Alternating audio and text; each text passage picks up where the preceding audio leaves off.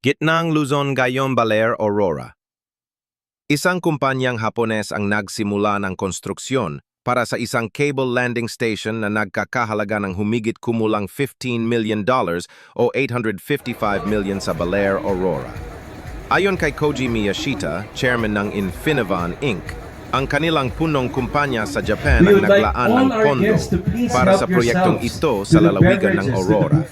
Samantala, ipinaliwanag ni Alberto Espedido, Chief Technology Officer ng Infinivan Inc., na ang cable landing station ay magsisilbing koneksyon sa pagitan ng international submarine cable na dadaan sa silangang baybayin ng bansa at ng lokal na konektibidad sa loob ng Pilipinas.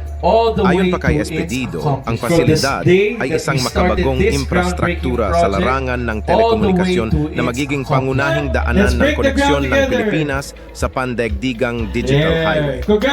Kapag natapos, ang proyekto ay magdudulot ng mas mabilis, mas maasahan at mas matatag na koneksyon sa international internet.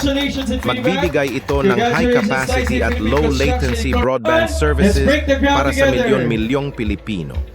Dagdag pa ni Espedido, susuportahan ng pasilidad ang cloud services, content delivery at mga critical na komunikasyon para sa mga negosyo, paaralan, ospital at komunidad.